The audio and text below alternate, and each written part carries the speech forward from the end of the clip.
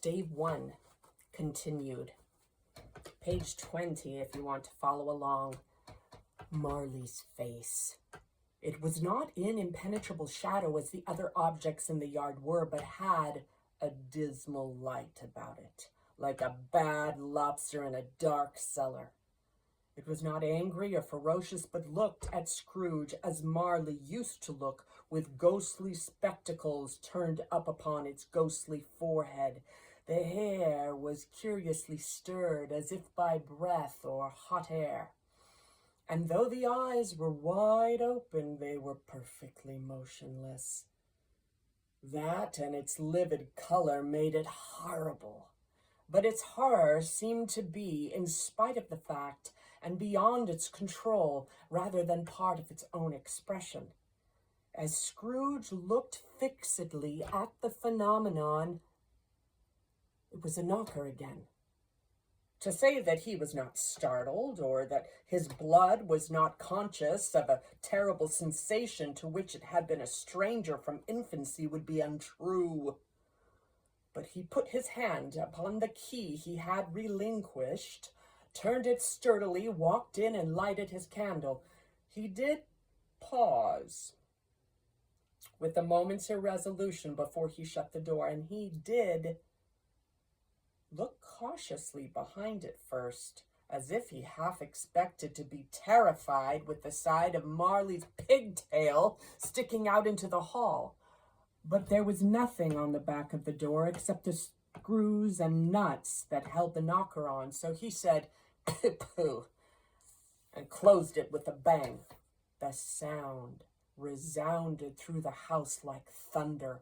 Every room above and every cask in the wine merchant's cellars below appeared to have a separate peal of echoes of its own. Scrooge was not a man to be frightened by echoes. He fastened the door and walked across the hall and up the stairs, slowly too, trimming his candle as he went. You may talk vaguely about driving a coach and six up a good old flight of stairs or through a bad young Act of Parliament, but I mean to say you might have got a hearse up that staircase and taken it broadwise, with the splinter bar towards the wall and the door towards the balustrades, and done it easy. There was plenty of width for that, and room to spare, which is perhaps the reason why Scrooge thought he saw a locomotive hearse going on before him in the gloom. Half a dozen gas lamps out of the street wouldn't have lighted the entry too well, so you may suppose that it was pretty dark with Scrooge's dip. Up Scrooge went, not caring a button for that. Darkness is cheap, and Scrooge liked it that way. But before he shut his heavy door, he walked through his rooms to see that all was right. He had just enough recollection of the face to desire to do that. Sitting room, bedroom, lumber room, all as they should be. Nobody under the table. Nobody under the sofa. A small fire in the grate, spoon and basin ready, and the little saucepan of gruel. Scrooge had a cold in his head upon the hob. Nobody under the bed. Nobody in the closet. Nobody in the dressing gown, which was hanging up in a suspicious attitude against the wall. Lumber room as usual. Old fire guard, old shoes, 2 fish baskets, washing stand on 3 legs, and a poker. Quite satisfied, he closed the door and locked himself in, double locked himself in, which was not his custom. Thus secured against surprise, he took off his cravat, put on his dressing gown and slippers and his nightcap, and he sat down before the fire to take his gruel. It was a very low fire indeed. Nothing on such a bitter night. He was obliged to sit close to it and brood over it before he could extract the least sensation of warmth from such a handful of fuel. The fireplace was an old one, built by some Dutch merchant long ago, and paved all round with quaint Dutch tiles designed to illustrate the scriptures. There were Cain's and Abel's, Pharaoh's daughters, queens of Sheba, angelic messengers descending through the air on clouds like feather beds, Abraham's, Balthazar's, apostles putting off to sea in butter boats, hundreds of figures to attract his thoughts, and yet that face of Marley, 7 years dead, came like the ancient prophet rod and swallowed up the whole. If each smooth tile had been a blank at first, with power to shape some picture on its surface from the disjointed fragments of his thoughts, there would have been a copy of old Marley's head on every one. Humbug, said Scrooge, and walked across the room. After several turns, he sat down again. As he threw his head back into the chair, his glance happened to rest upon a bell. A disused bell that hung in the room and communicated for some purpose now forgotten with a chamber in the highest story of the building. It was with great astonishment and with a strange, inexplicable dread that as he looked, he saw the bell begin to swing. It swung so softly in the outset that it scarcely made a sound, but soon it rang out loudly, and so did every bell in the house. This might have lasted half a minute or a minute, but it seemed an hour. The bells ceased as they had begun together. They were succeeded by a clanking noise, deep down below, as if some person were dragging a heavy chain over the casks into the wine merchant's cellars. Scrooge then remembered to have heard that ghosts in haunted houses were described as dragging chains. The cellar door flew open with a booming sound, and then he heard the noise much louder. On the floors below, then coming up the stairs, then coming straight towards his door. "It's a humbug still," said Scrooge. "I won't believe it." His color changed, though, when, without a pause, it came on through the heavy door and passed into the room before his eyes.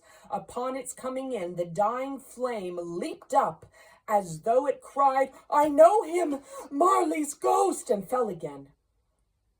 The same face, the very same Marley, in his pigtail, usual waistcoat, tights, and boots, the tassels on the latter bristling like his pigtail, and his coat skirts, and the hair upon his head. The chain he drew was clasped around his middle.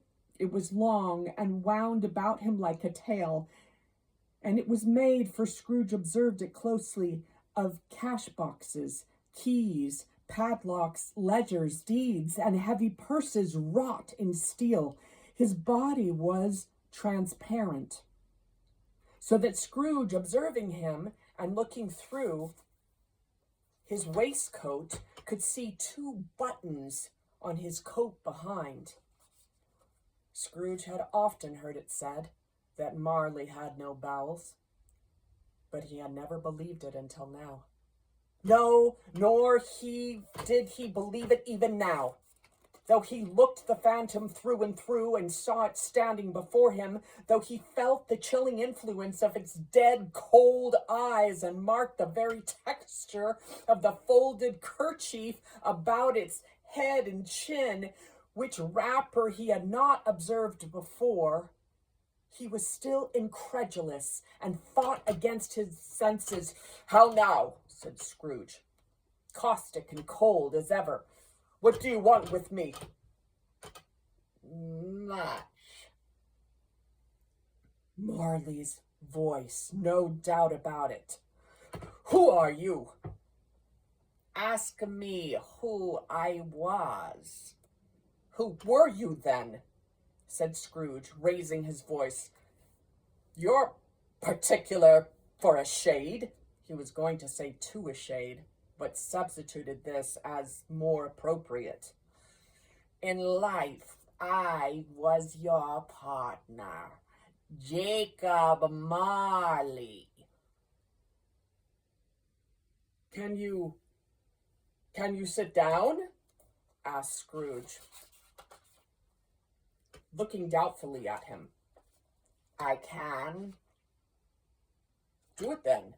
Scrooge asked the question because he didn't know whether a ghost so transparent might find himself in a condition to take a chair, and felt that, in the event of its being impossible, it might involve the necessity of an embarrassing explanation.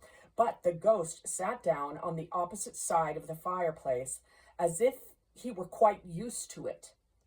"You don't believe in me?" observed the ghost. "I don't." "What evidence would you have of my reality beyond that of your senses?" "I don't know," said Scrooge. "Why do you doubt your senses?" "Because," said Scrooge, "a little thing affects them. A slight disorder of the stomach makes them cheats. You may be an undigested bit of beef, a blot of mustard, a crumb of cheese, a fragment of underdone potato. There's more of gravy than of grave about you, whatever you are." Scrooge was not much in the habit of cracking jokes, nor did he feel in his heart by any means waggish then. The truth is that he tried to be smart as a means of distracting his own attention and keeping down his terror, for the spectre's voice disturbed the very marrow of his bones. To sit staring at those fixed, glazed eyes in silence for a moment would play, Scrooge felt, the very deuce with him. There was something very awful, too, in the spectre's being provided with an infernal atmosphere of its own. Scrooge could not feel it himself, but this was clearly the case, for though the ghost sat perfectly motionless, its hair and skirts and tassels were still agitated as by the hot vapor from an oven. "You see this toothpick?" said Scrooge, returning quickly to the charge, for the reason just assigned, and wishing, though it were only for a second, to divert the vision's stony gaze from himself. "I do." "You're not looking at it."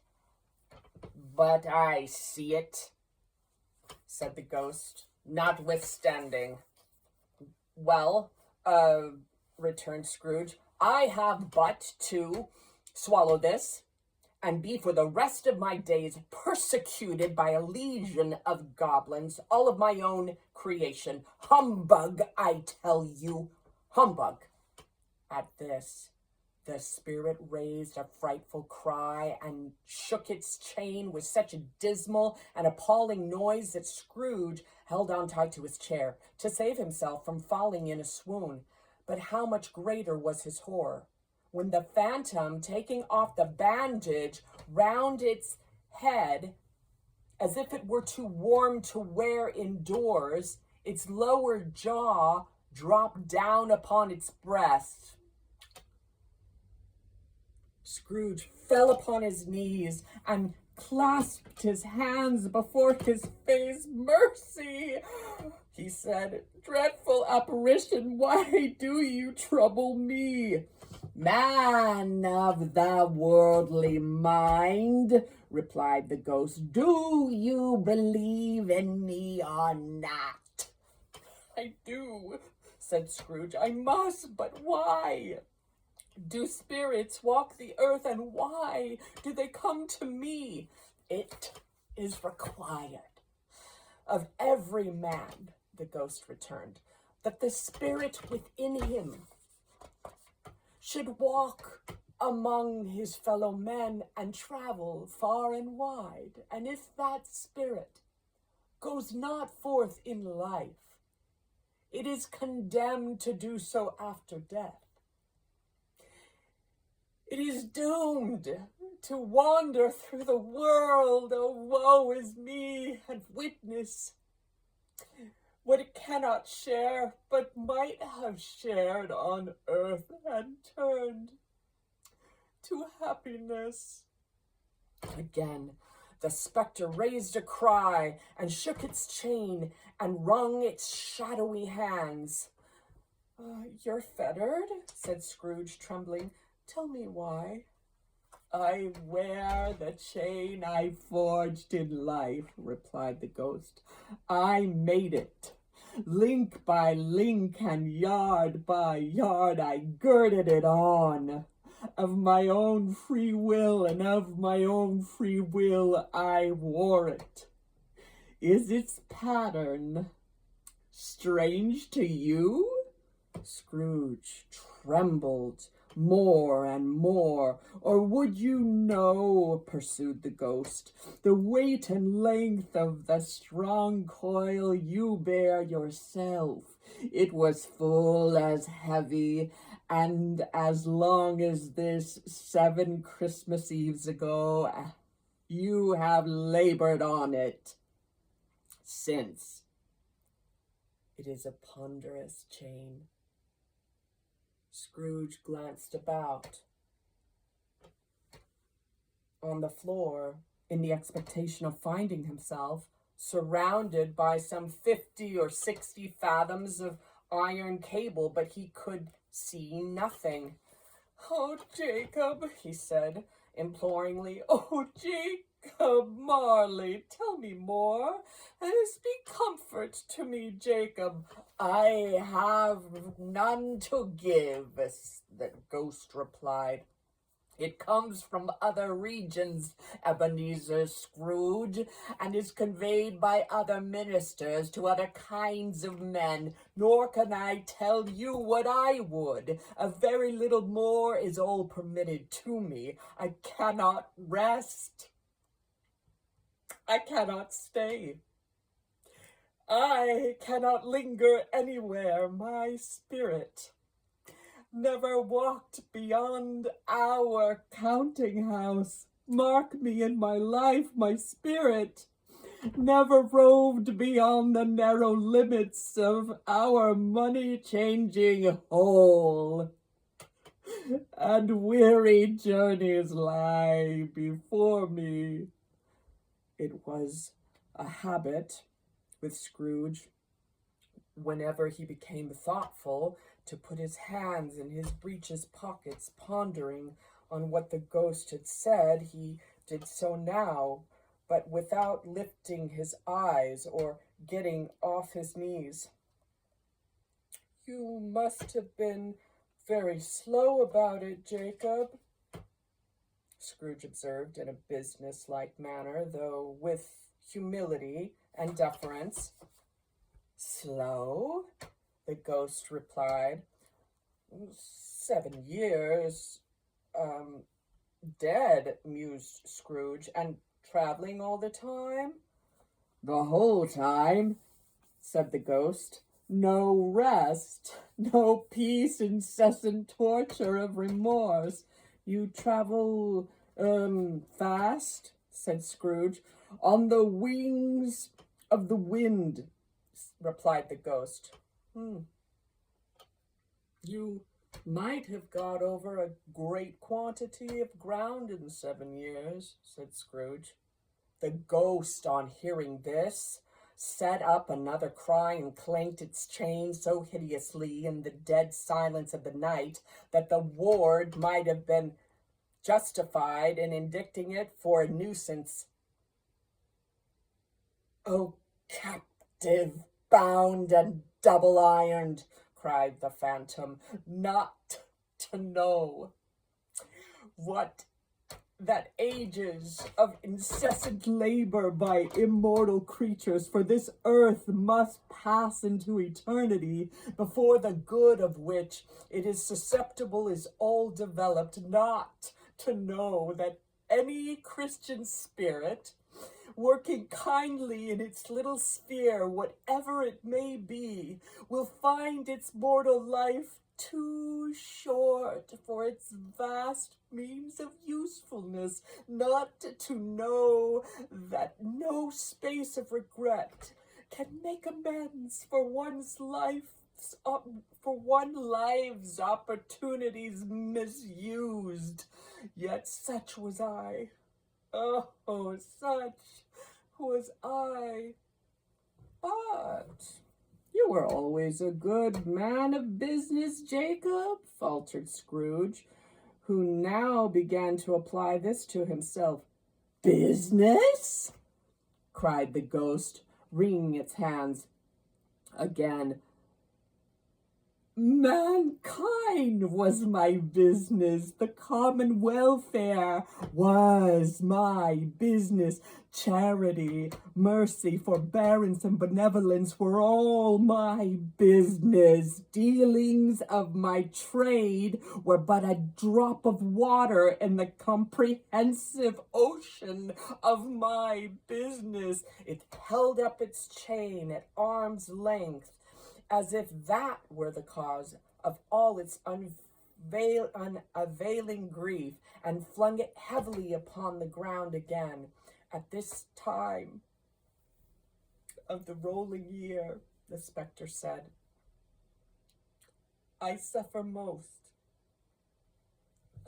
Why did I walk through crowds of fellow beings with my eyes turned down, and never raise them to that blessed star which led the wise men to the poor abode? Were there no poor homes to which its light would have conducted me?" Scrooge was very much dismayed to hear the spectre going on at this rate, and began to quake exceedingly. "Hear me," cried the ghost. "My time is nearly gone." "I will," said Scrooge, but don't be hard upon me. Don't be flowery, Jacob, pray. How is it that I appear before you in a shape that you can see? I may not tell. I have sat invisible beside you many and many a day." It was not an agreeable idea. Scrooge shivered and wiped the perspiration from his brow. "That is no light part of my penance," pursued the ghost. "I am here tonight to warn you that you have yet a chance and hope of escaping my fate, a chance and hope of my procuring Ebenezer." "You were always a good friend to me," said Scrooge. "Thank ye." "You will be haunted," resumed the ghost, "by 3 spirits." Scrooge's countenance fell almost as low as the ghost's had done. "Is that the chance and hope you mentioned, Jacob?" he demanded in a faltering voice. "It is? I think I'd rather not," said Scrooge. "Without their visits," said the ghost, "you cannot hope to shun the path I tread. Expect the first tomorrow when the bell tolls 1. Couldn't I take 'em all at once and have it over, Jacob? Hinted Scrooge. Expect the second on the next night at the same hour, the third upon the next night when the last stroke of 12 has ceased to vibrate. Look to see me no more, and look that, for your own sake, you remember what has passed between us. When it had said these words, the spectre took its wrapper from the table and bound it round its head as before. Scrooge knew this by the smart sound of its teeth made when the jaws were brought together by the bandage. He ventured to raise his eyes again and found his supernatural visitor confronting him in an erect attitude, with its chain wound round its arm. The apparition walked backward from him, and at every step it took, the window raised itself a little, so that when the spectre reached it, it was wide open. It beckoned Scrooge to approach, which he did. When they were within 2 paces of each other, Marley's ghost held up its hand, warning him to come no nearer. Scrooge stopped, not so much in obedience as in surprise and fear. For on the raising of the hand, he became sensible of confused noises in the air, incoherent sounds of lamentation and regret, wailings, inexpressibly sorrowful and self-accusatory. The spectre, after listening for a moment, joined in the mournful dirge and floated out upon the bleak, dark night. Scrooge followed to the window, desperate in his curiosity to look out. The air was filled with phantoms, wandering hither and thither in restless haste and moaning as they went. Every one of them wore chains like Marley's ghost. Some few, they might have been guilty governments, were linked together. None were free. Many had been personally known to Scrooge in their lives. He had been quite familiar with one old ghost in a white waistcoat